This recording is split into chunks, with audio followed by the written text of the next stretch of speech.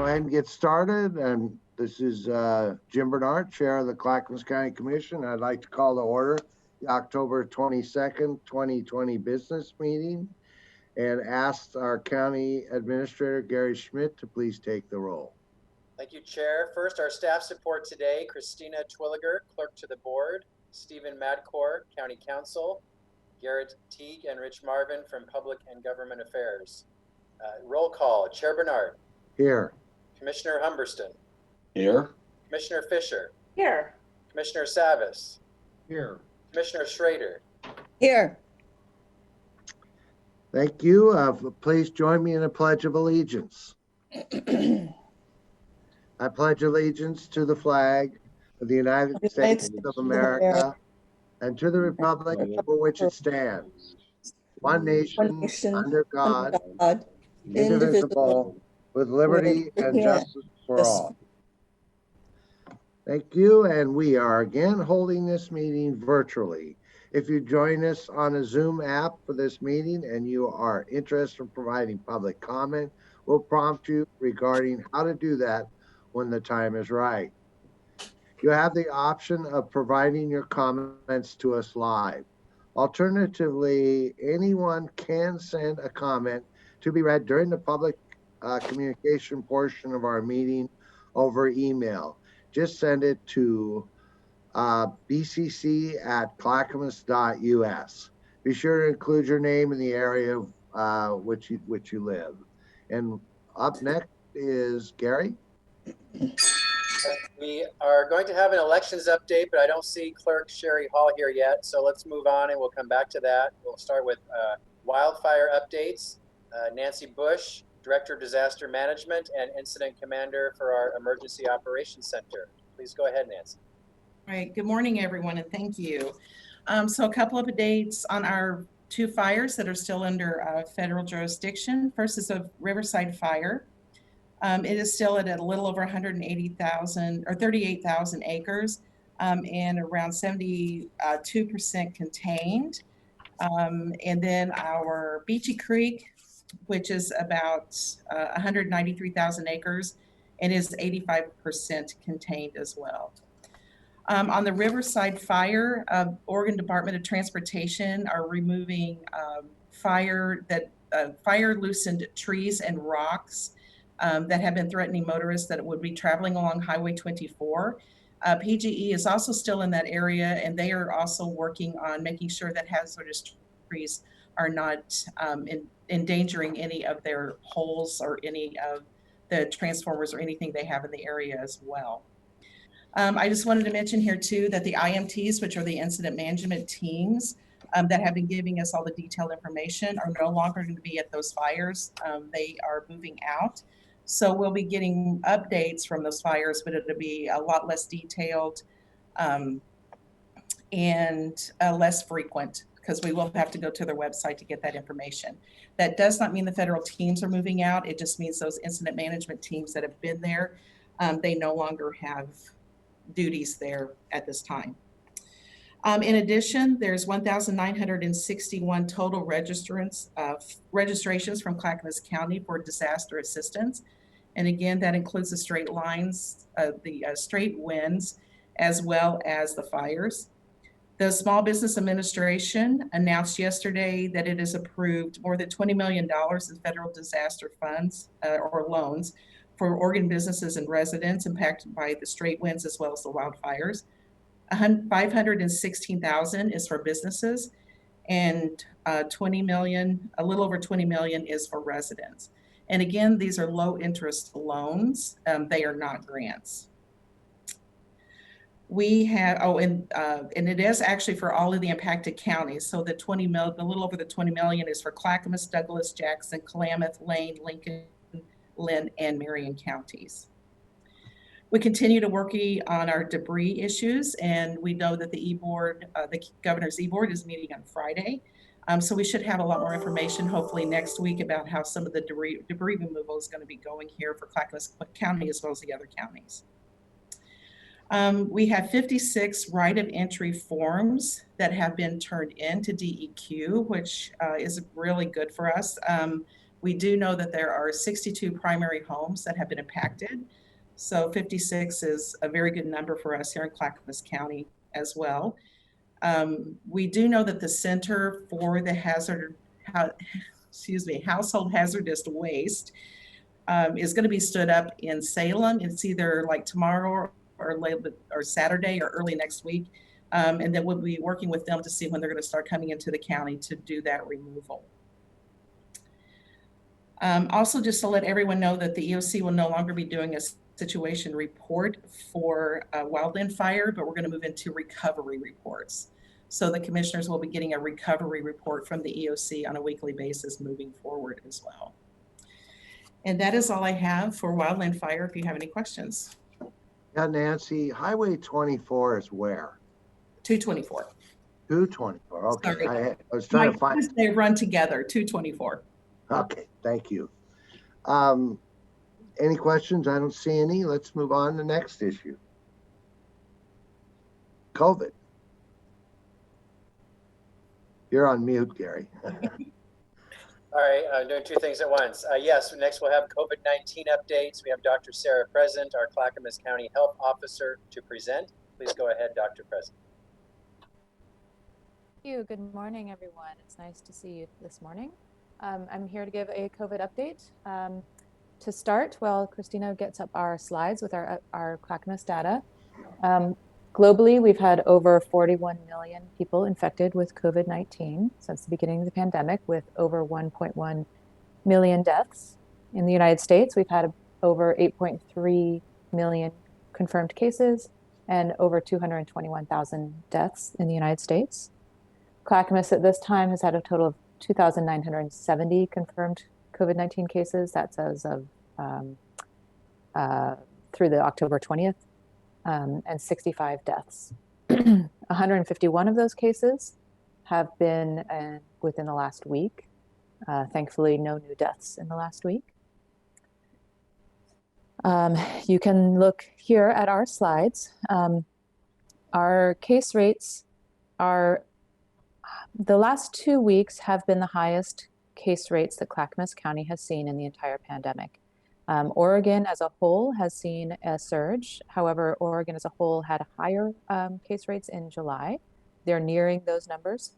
I do want to just be clear that this is the highest case rates that Clackamas County has had since the beginning of the pandemic, and higher than what we saw in July. So our case rate per 100,000 this last week was 44.4, down just slightly from 45.5 case, sort of record-breaking the week before. October 20th, we had about 27 cases. Yesterday, we had 31 cases, and what is a new record for us of 112 new contacts to be monitored. And as of this morning at our 9 o'clock meeting, we already had over 30 cases reported just this morning and 127 contacts. So that's preliminary data, and those numbers might go down if there are duplications. But we are seeing kind of somewhere around 30 cases, but the number of contacts that we're having has been sort of a record high as well. If you want to go on to the next slide. If we look at our phase 2 reopening metrics across the region, the emergency room visits for the Tri-County area, Clackamas, Multnomah, and Washington is all staying low at 0.5%. All 3 counties other than Multnomah have a decrease in the percent positivity, and Clackamas has remained under 5%, which is a good sign. Percent increase in new cases. We as a region are meeting this. Clackamas led the charge in a decrease last week. I'm not sure that will be the same next week. And Multnomah and Washington have had slight increases in their cases in the last 7 days. The percent not traced to a known source, this goes back to increased contacts, increased sporadic cases, and really a marker of increased community spread across the region. Decreases in hospitalizations. I think that there had been a slight uptick last week in Multnomah County's hospitalizations. Our updated metrics as of today show a decrease this week. And then we are all meeting the metric of follow-up within 24 hours of new cases. Go on to the next slide, please. Here are our most up-to-date school metrics. These metrics often look a little bit different than the reopening metrics or some of the other data because they're pulled on different days. And so if you average things over the week prior and you pull it on different days, you can get different numbers. But we are still clearly above the 30 per 100,000 metric that would allow for K-3 schools to open. Last week, I did send a letter out to all of our schools that our metrics had been increasing, and any schools that had opened for K-3 exemption when we did meet the metrics, I made a recommendation that they go back to comprehensive distance learning for the metrics. And next slide, please. I want to remind everybody that it's still, there's definitely still time to get a flu shot. We have not seen an uptick in influenza in Oregon yet. The influenza surveillance systems have started at the beginning of October. We're not seeing a lot of flu, which is a very good sign. Medical providers are being recommended this year to do co-testing. So test for both COVID-19 and influenza and anybody who has a COVID or influenza-like illness. And the state lab is working up to make sure that we have testing for both of those at the same time more available. I do believe that for the state lab, starting some point in November, any COVID test, they will also test for flu so that we can have a really good idea of what's happening with our influenza season. On this, we did yesterday have our first flu shot clinic with COVID testing that was available by Medical Teams International. And I had the number here and I lost the exact number, I'm so sorry, but we had about 220 flu shots given. And a similar about 230 COVID tests that were performed by Medical Teams International at that location last night. And we have one at Malala today. And what I hear is everything went very smoothly. Those tests, those COVID tests were not rapid tests. So we don't have the results of that, but we are anticipating, as this was a community outreach sort of screening event, we're anticipating the positives to be low. I can let you know about that next week. I think that the last thing I want to say about our public health workforce right now is that we are busy. We do have increased case numbers, but the vast majority of cases also have a workplace exposure notification that needs to be done. So most of our cases are going to work while they are infectious. And we know that many people don't know that they're infectious and are not meaning to spread disease, but we just want to encourage all employers and everyone to stay home at even the mildest symptoms of any illness, so as to try to help us decrease spread.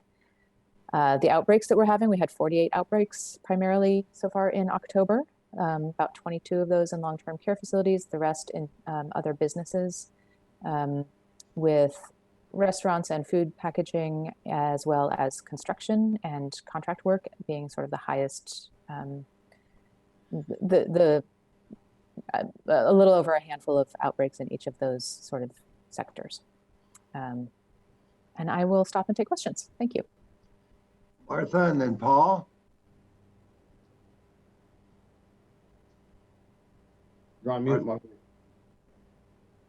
Thanks for the update, Dr. Presence. I read an article in the Washington Post the other day, and I don't know, I'm assuming it's verifiable, but evidently the CDC has changed the definition of close contact from 15 consecutive minutes within 6 minutes, within 6 feet of a person, to 15 minutes within 6 feet of a person over a 24-hour period, even if both people are wearing masks. Do we know about that?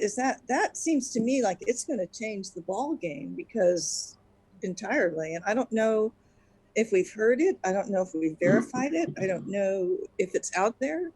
Do we know? Yes, thank you so much for that question. I did see a news article about that today, and Oregon has this entire pandemic defined a close contact as within 6 feet for a cumulative 15 minutes during the infectious period. Where the discrepancy with the CDC definition, I'm sorry, I can't answer to that, but we have been going by the Oregon definition of close contact, which is within 6 feet for 15 minutes over a cumulative during actually the infectious period, which could be 48 hours before you get sick. Okay. So there are a little bit of differences, but the Oregon definition of a close contact is not changing. Okay, so we haven't really changed it, the potential of the CD, and we won't. Are we required to, or is it just a? It's just a recommendation. I mean, it's sorry. That's okay. Sorry. I'm not sure that I have the answer to that, but our investigative guidelines are published by the state of Oregon, by Oregon Health Authority, that define what a close contact is as far as our Oregon investigation, and that's what our public health staff follow. Whether that's going to be updated, I do not think so, because it's actually, the CDC change puts it more in line with what Oregon has been practicing with. Okay. Well, thank you for that. I didn't mean to throw you a curveball. That's okay. I kind of saw that, and my immediate reaction was, well, does that mean it's more infectious than we thought? I mean, I don't know. I'm just, hopefully not. Hopefully not. But anyway.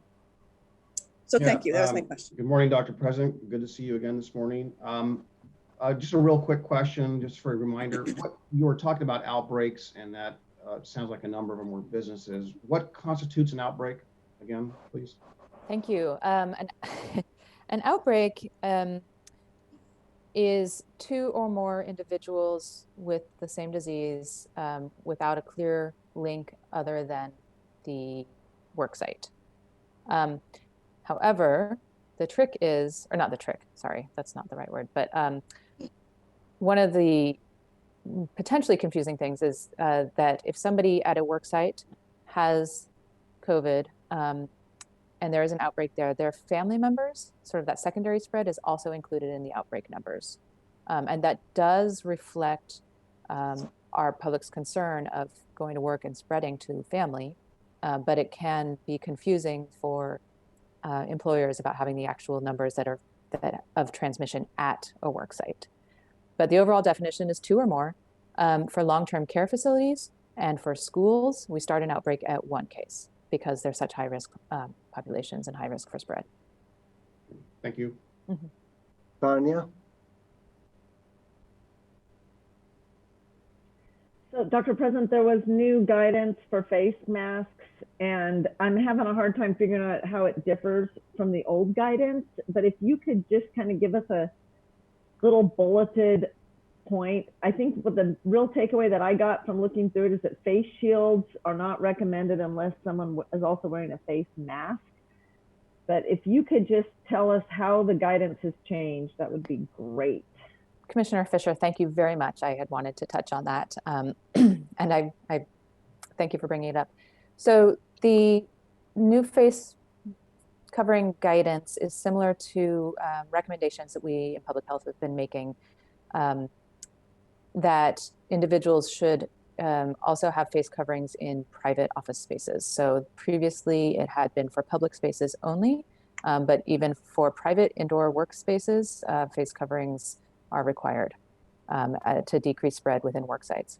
Also, the face shields are not considered an equivalent to face masks or facial coverings that fully cover the mouth and nose. So a face shield has good coverage for the eyes, but they're usually open under the chin, and therefore it's not good coverage for airflow to the mouth and nose. They can be very effective at increasing coverage if you have a face covering underneath, where your mouth and nose are more covered. It can increase coverage to your eyes, and it can increase coverage for droplets coming to you as an increased protective barrier, but a face shield alone is not effective at protecting you spreading to others, because the air can easily go out through the bottom. All right, thank you. I don't know that we've ever said this, so I just want to say that our hearts go out to those whose families have someone who has had to battle COVID or who has died from COVID. So we really care, and we're really working hard to do our best to save lives and prevent the spread of COVID. So thank you, Dr. President and Nancy Bush, for the hard work you've done, along with, I don't know, hundreds of our employees and volunteers who would help do this work. So thank you very much. I don't see any other questions. I just want to mention that both Nancy and Martha need to leave by 11. So let's see if we can get done by 11. Thank you very much. Gary. Yes, thank you. We'll now move back to the start with an elections update. We have our county clerk, Sherry Hall, here to give you a quick update on how we're doing with elections. So she's coming into the room here. My picture disappeared. First of all, I apologize for being late. I was not able to get into the Zoom meeting. I had to switch something and then I got in. So I'm sorry I'm late. I just wanted to praise the fact that Clackamas County voters are voting really early. We've already gotten back 30.2% of our ballots. And as the numbers go with that, we have issued 316,369 ballots. In 2016 presidential, we issued 269,156. So we are up 47,213 voters from 4 years ago. And they are voting early and we are loving that.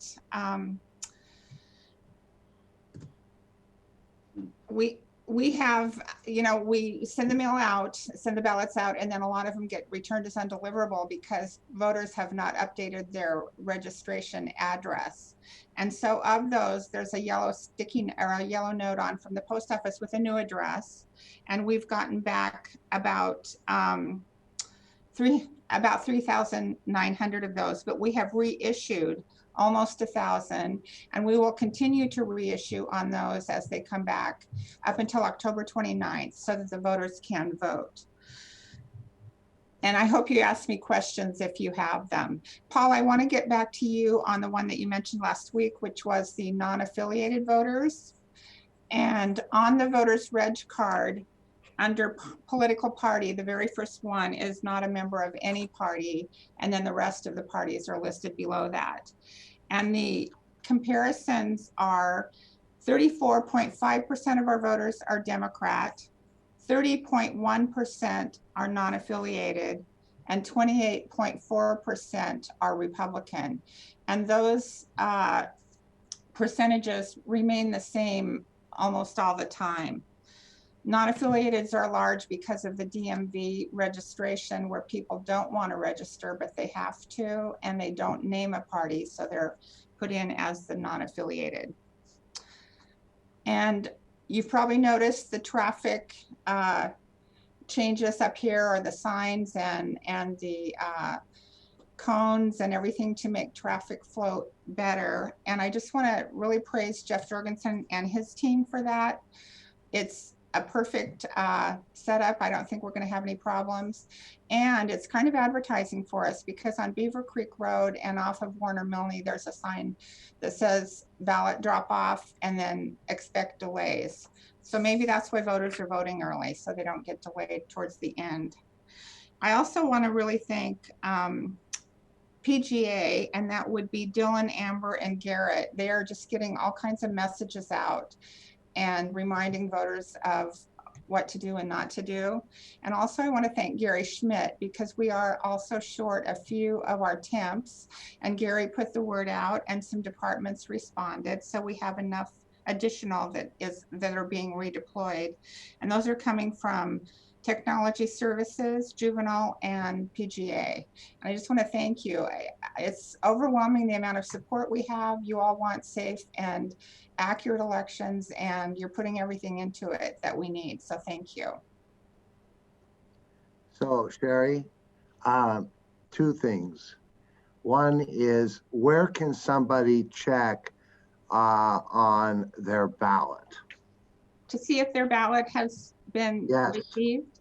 Yes, I did this morning. Okay, and you got into My Vote on the state website? Yes.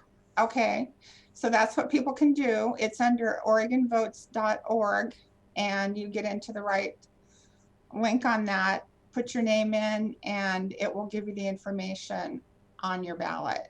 You can also call our office and we will answer the question on the phone. And if you don't have, if you don't get a ballot, what do you do? Call us and see what's going on. I had someone call recently who his wife got a ballot, but he didn't. And they actually have moved in the last year. So then he let me know the following Monday that he did get his ballot because he, for some reason, put his work address as his mailing address. So you can check with us and you can pick a ballot up, or you can give us your new mailing address and we can mail one to you. Thank you, Paul. Yeah, thank you, Sherry, for your update on the non-affiliated question I had.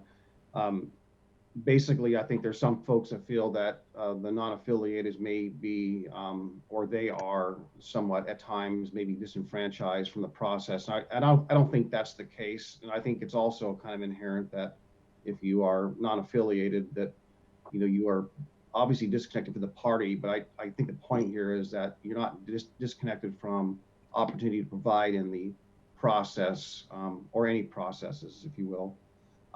What I wanted to just touch on, I know we've discussed this before. I think it's also good for people to know, as I understand it, and correct me if I'm wrong, if someone's signature doesn't match and it's pulled, as I understand it, that they get a mailing within 14 days, or it's 14 days from the They get a mailing within probably 1 or 2 days from us, and then they have 14 days until 14 days after election day to cure the signature. Right, and then, but their vote is still counted, and you have up until after they cure the signature, it would be. Right, and but you have to any counting of the ballots that make it through have about what, 3 weeks or so before it's actually certified? We certify 20 days after the election. Okay, so if someone gets a letter from you saying that the signature doesn't match, they need to act pretty quickly, correct? Yes, that's true. Okay, to ensure their ballot. And we actually send something in the envelope with the letter that they can sign and send back. It used to be that they would have to always come into the office, but now it can be done through the mail. So it does need to be done right away to make it here on time. Okay. So then I think you just said it, but I'll just say it a little bit differently. If they choose to come in the office to be secure about it and make sure their vote is counted, they can always come in the office as well. Correct. And we're open from 8:30 to 5 Monday through Thursday, and then until 3 on Friday. Great. And we will be working the Saturday before Election Day, so they can come in that day too. Okay, great. I think there's always been confusion that with November 3rd voting deadline, you know, I think some people got confused that if their signature didn't match, that their ballot wouldn't be counted. But as long as they act within that period of time, it will be. And that's just, I wanted to kind of get that out there for reassurance. Right, they need to act within 14 days of November 3rd. Right, exactly. Thank you. Right. Thank you. Thank you. And I'll tell you, yesterday, I think I heard that Clackamas County was the only one that hadn't had increased turnout yet. It was at 1%. And then this morning I saw that it was much improved, and I appreciated that. That was on Channel 8 News last night. So okay, because we're posting updates daily on our website for what percentage we're at, and it's being done by the end of the day. Yeah. And you know, we also have another election going on. Yeah, Oregon City. The Oregon City recall election is on November 10th, and the ballots just went out for that at the first of this week. I've already gotten a couple of texts from people like, why 2 ballots? The important thing with that is Oregon City voters will get the recall ballot. They already have the general election ballot. They need to put each ballot in the envelope that it came with, because if they put it in the wrong envelope that doesn't match the election, or if they put 2 in one envelope, only the ballot that matches the envelope it was mailed in will be counted. That's good information. And that's being put out a lot of places. There's also an insert in the Oregon City ballot stating that. And those are also free, postage free? Yes, postage paid Okay. return is the state law now. Okay. Well, thank you. We have a couple people who need to leave, so appreciate your update and glad people are voting early and often. Yeah, early, and we want to get all of the ballots by next week. So All right. Thank you, Sherry. thank you. Gary. Next is the consent agenda, and I'll ask Clerk Christina, our clerk, to read the consent agenda, please. Bring it on the screen. Okay, our consent agenda for today: Health, Housing, and Human Services. Approval of amendment number 14 to the intergovernmental agreement with the state of Oregon, acting by and through its Oregon Health Authority for operation as the local public authority for Clackamas County. Number 2, approval of purchase of sale agreement with Washington County for Tigard Recovery Center. 3 is approval of subrecipient grant with Northwest Housing Alternatives and the Community Development Division for the Annie Ross House. 4 is approval for contract with Laboratory Corporation of America for laboratory services for Clackamas Health Centers. Department of Transportation and Development, approval of amendment number 01 for intergovernmental agreement number 30380 with the state of Oregon, acting by and through its Department of Transportation for commercial vehicle driver and cargo inspection. For Business and Community Services, approval of intergovernmental agreement between Clackamas County and Clackamas Community College to provide scholarships to students in the last year of their education program.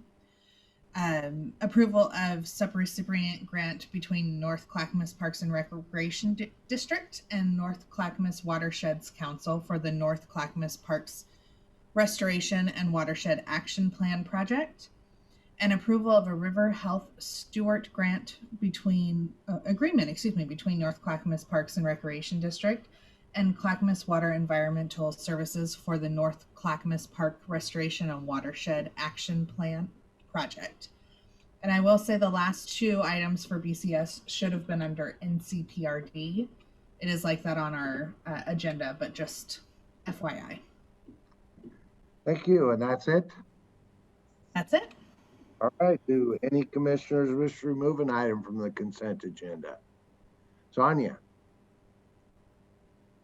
Thanks, Mr. Chair. I don't want to remove an item, but I just wanted to flag the item from Business and Community Services, which will provide scholarships for Clackamas Community College students in their last year. It is part of our COVID relief effort, and I just wanted to highlight it. We often just run through our consent agenda items, and there's some real gems in there often, and this is really the way that we in Clackamas County are looking to recover better and to rebuild better, so that as we recover out of this pandemic, there will be students that finished up at Clackamas Community College with the scholarship that these funds provided, and that's pretty awesome. So I just couldn't miss the opportunity to highlight that. Thank you. Any further discussion? And I'll entertain a motion. Mr. Chairman, I move we approve the consent agenda. Second. It's been moved and seconded that we approve the consent agenda. Christina, could you please poll us? Commissioner Fisher? Aye. Commissioner Humbertston? Aye. Commissioner Savas? Aye. Commissioner Schrader? Aye. And Chair Bernard. Aye, motion carries unanimously. The next item is what, Gary? Public communication, and Christina will lead this as well. So now is the time for general comment related to any county business. If you have a comment related to county business, you can use the raise hand feature on Zoom. Or if you're calling in by phone and want to give comment, please hit *9 now. I will give our attendees a couple seconds to do that while I read an email that came in through our bcc@clackamas.us account. So it is from Jim Myers in South County. It says, "Dear Sir, I'm a longtime resident of South Clackamas County and would like to consider adding a subject to an upcoming business meeting. I live in unincorporated Clackamas County, south of Malala, and was evacuated during the Beachy Creek fire on Labor Day. Many of us soon realized that the fires were overwhelming sources and that we were totally on our own. A large group of local landowners, mostly loggers, returned to use their equipment to battle the fires.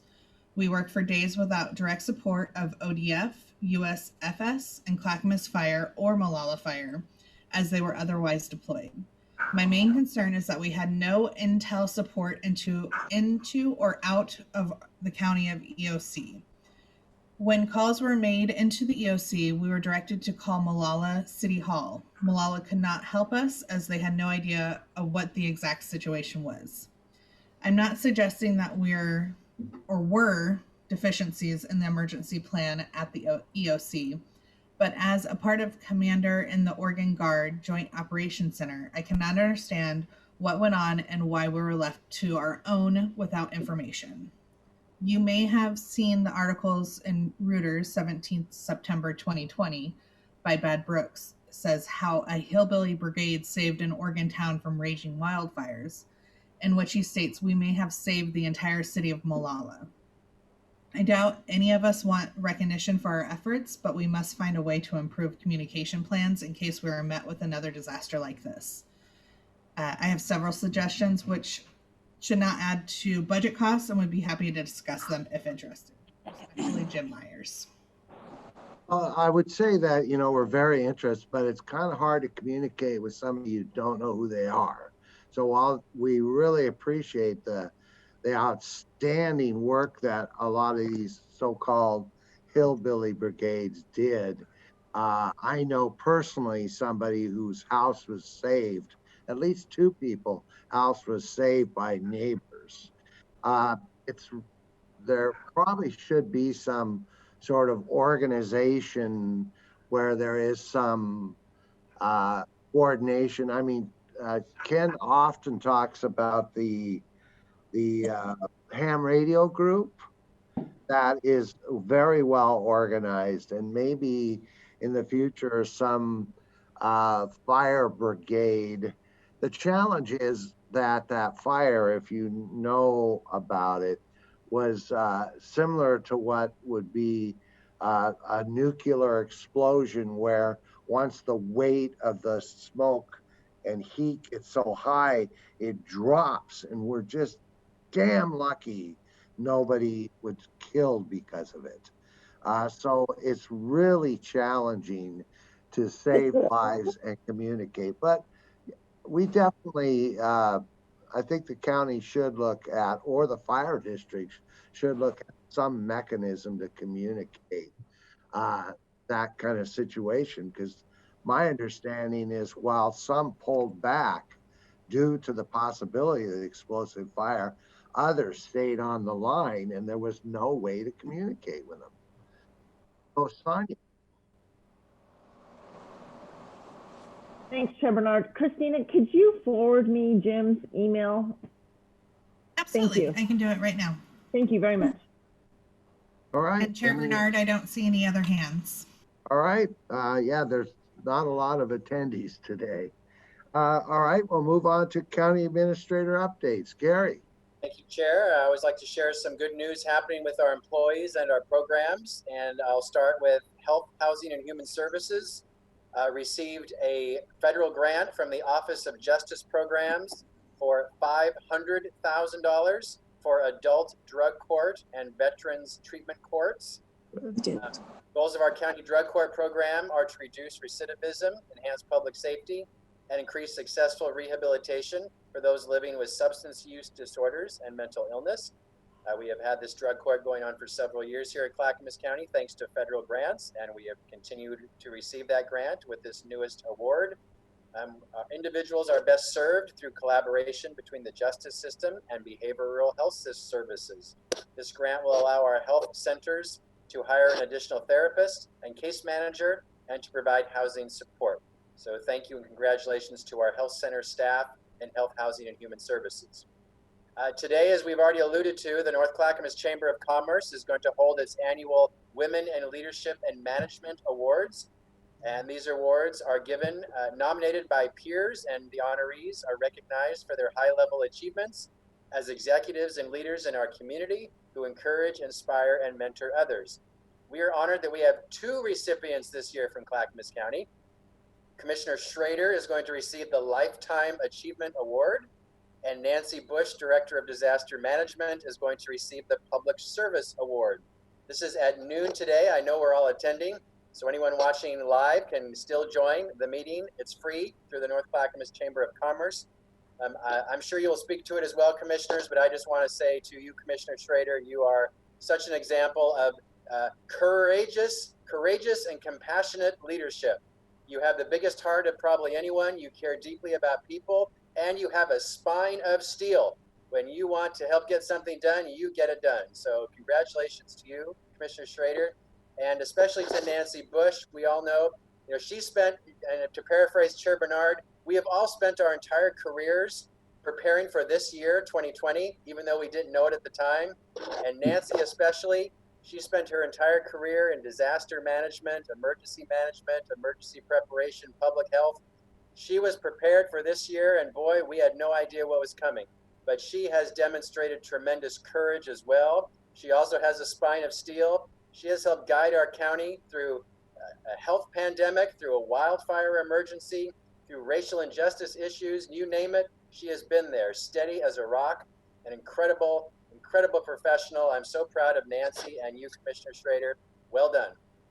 Finally, I want to recognize an employee who is going to receive an award from the Northwest Public Employees Diversity Conference, which is occurring next month. It will be virtual this year, but that event gives out the prestigious Robert Phillips Regional Diversity Award, given to a public sector leader for their contributions to the field of equity. Out of the 12-year history of this award, no one from Clackamas County has ever received this award until this year, 2020. And that recipient is Kelly Blixhaven, who works in our Health, Housing, and Human Services Department as a Behavioral Health Care Coordinator. She will receive the Robert Phillips Regional Diversity Award in 2020.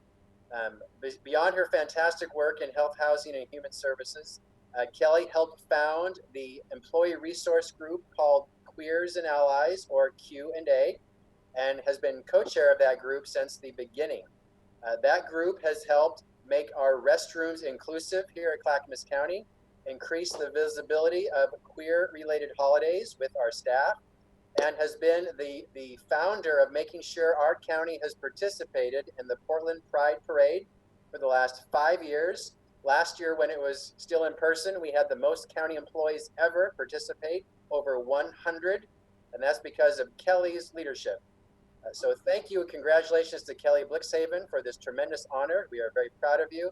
And this is just another example of our incredible employees here at Clackamas County. That is my update. Thank you, Chair. Thank you. We're going to go to Martha first because she needs to leave at 11. So Martha, Mike. I just want to thank all of you. I don't deserve this award alone at all.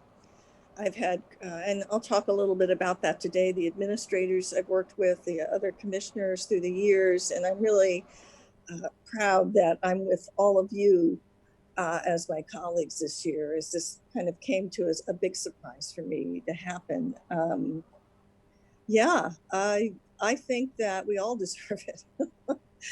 If you want to know the truth. And I think that our administrators, in particular, Gary, who we're working with now, have always been fantastic leaders, and they have helped us succeed as commissioners. So thank you for your kind words, Gary.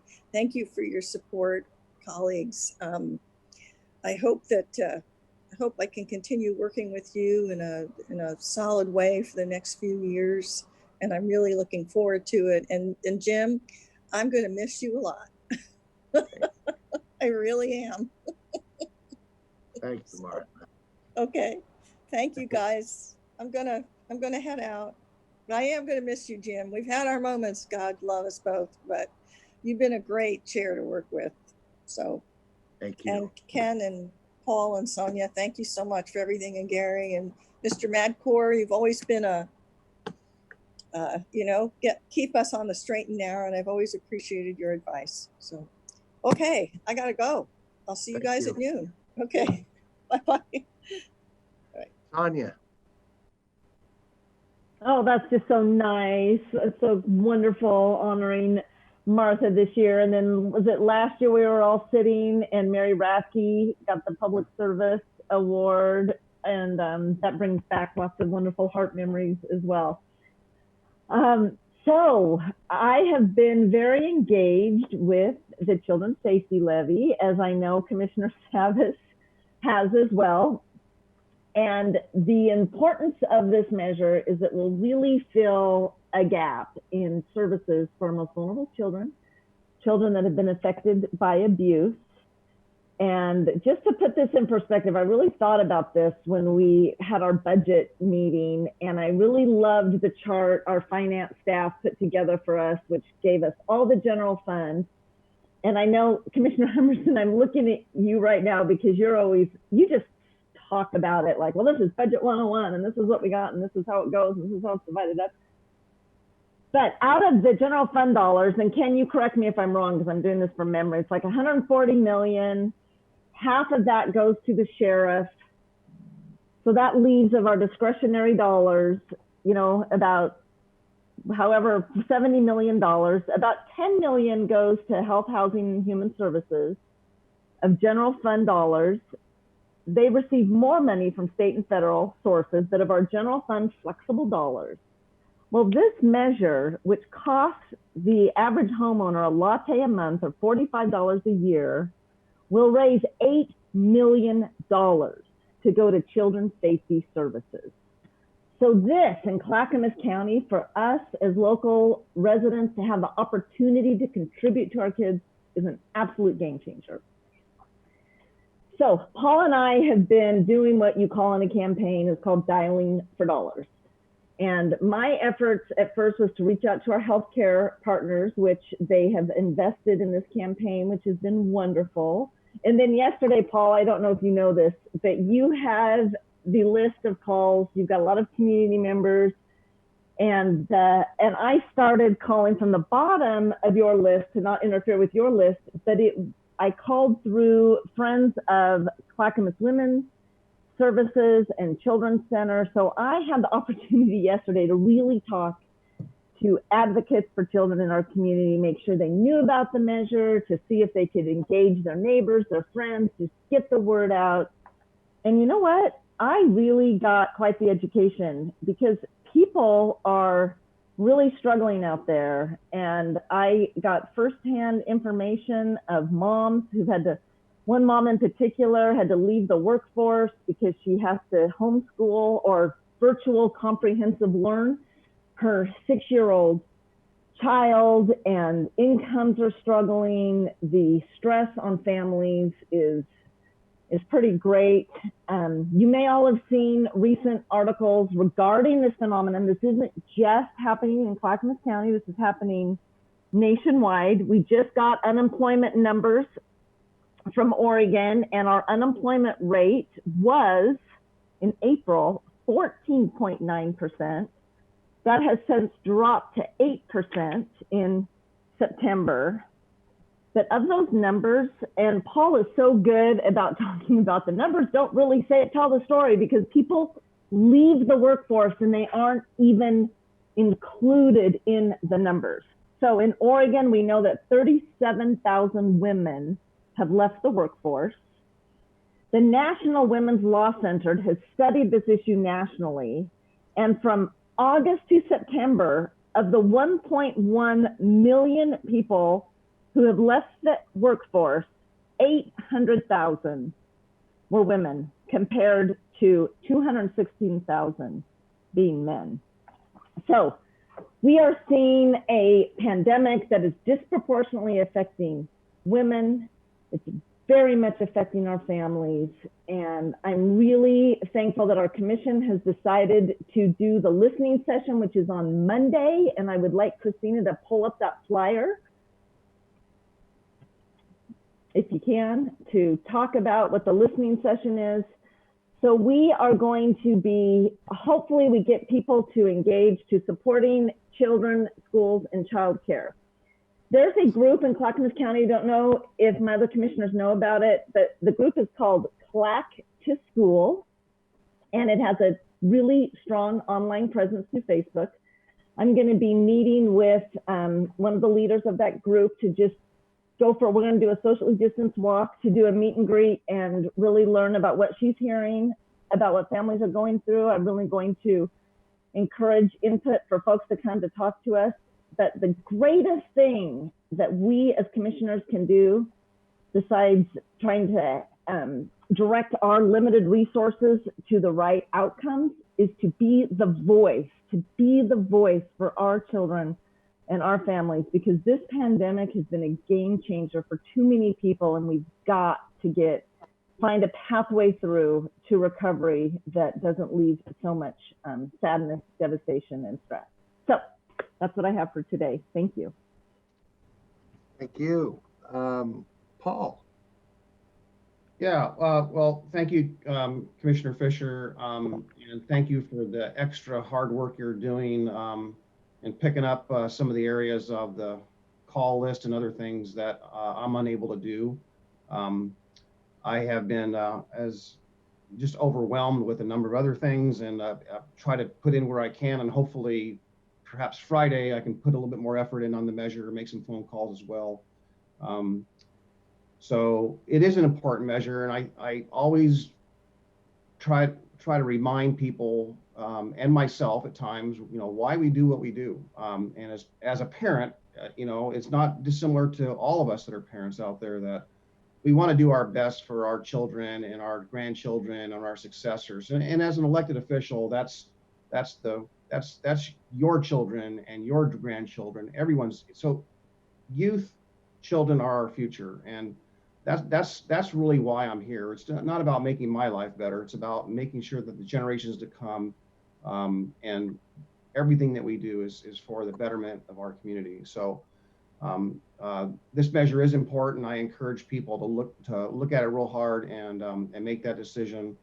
And again, consider that what we do to help people that are children that are put in harm's way, those have long-term impacts. And if we can keep them and provide the counseling and the services they need to lead a normal life, they will not hopefully be a burden into society in future years, and they'll be productive members of our society. And there's a lot of success stories behind that have proven that just to be the case. So thank you with that. I had a last evening, all of us attended our community leaders meeting, and as I've been communicating with citizens and CPO people and around the county, and a lot of our committees that are engaged in a number of things that we do at the county. We have a lot of advisory boards and commissions.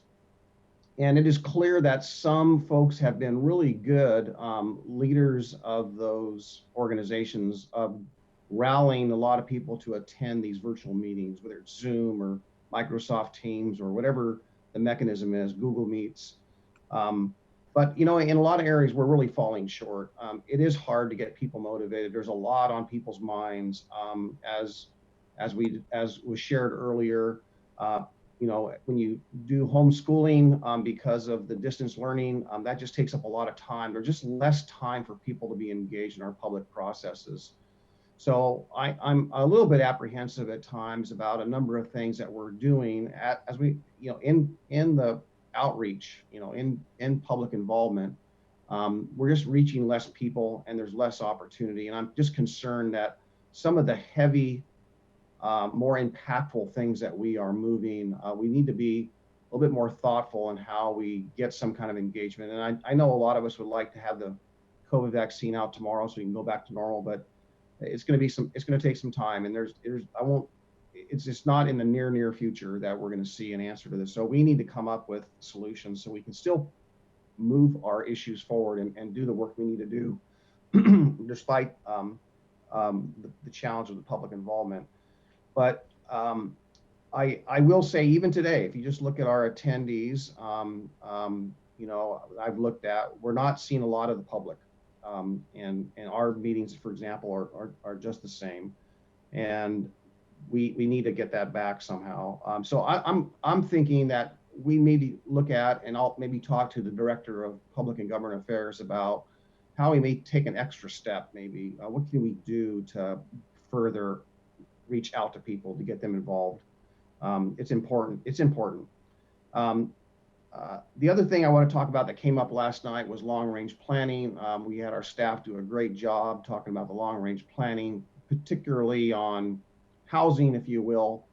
And when I first came on the commission, we heard was told that, the legislature does not want to dabble in the land use.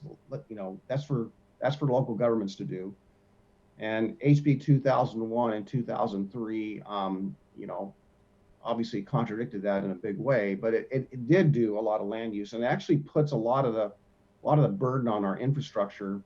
But it really left out a number of things that we need to deal with in Clackamas County, because we always strive for a balance, whether it's a jobs housing balance, or it's housing and transportation, or housing and water services, or wastewater services.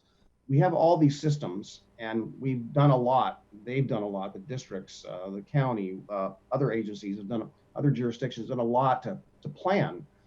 So we were really thrown a curveball, and I'm just very concerned about some of the mandates that are going to be a result or outcome of HB 2001, parking, no transportation funding.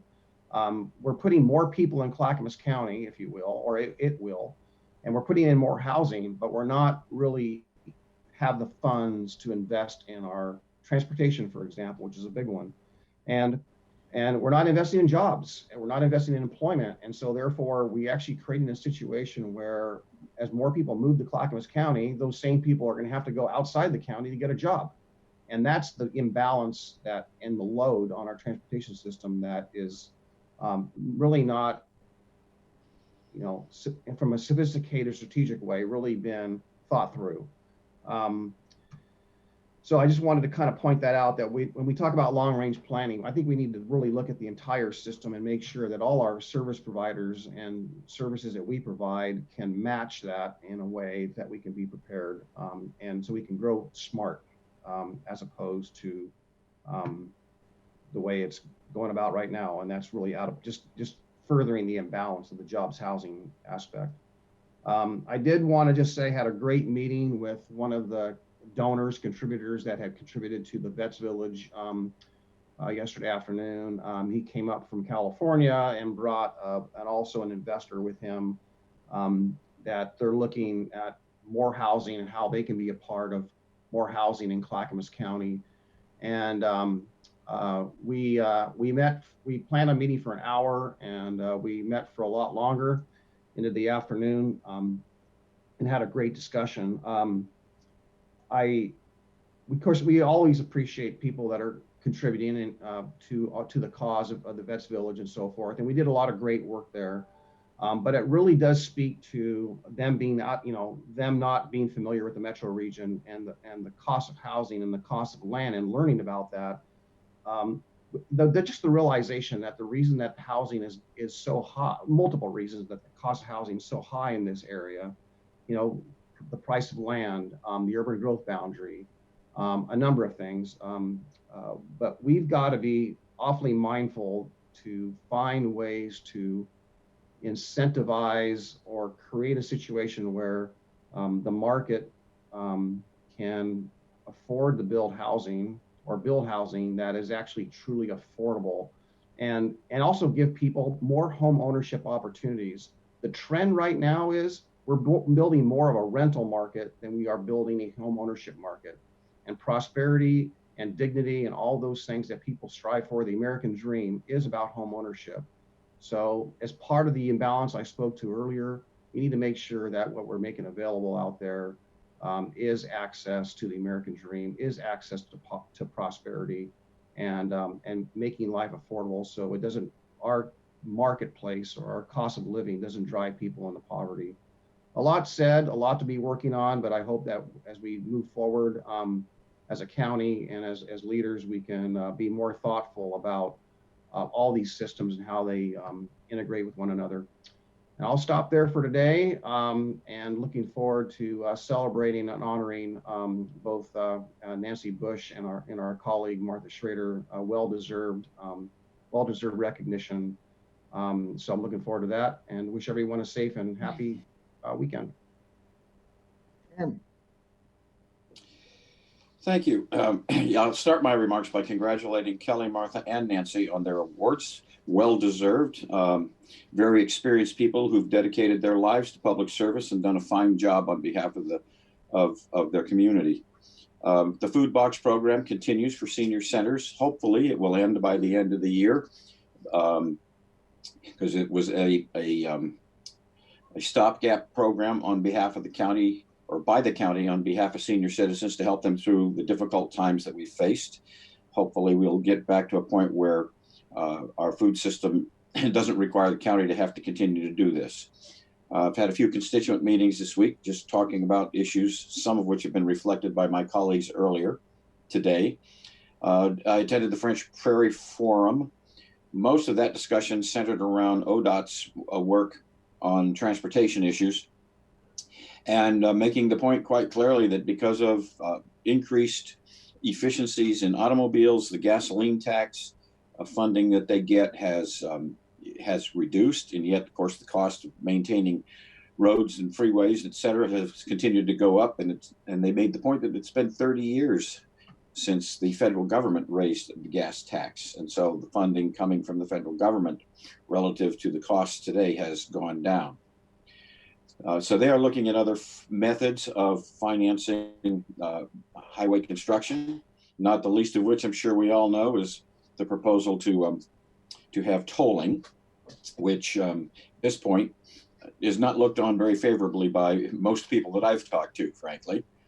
I'm looking forward to working with PGA to help, I guess I'd call it reconstitute some of our CPOs, touching on what Commissioner Savas was saying, to get them going again. We have a number of them that have gone dormant, and I think they are one of the best methods for the citizens of our county to get information to us as their representatives, and it helps us make better decisions on their behalf. So I'm looking forward to working on that program.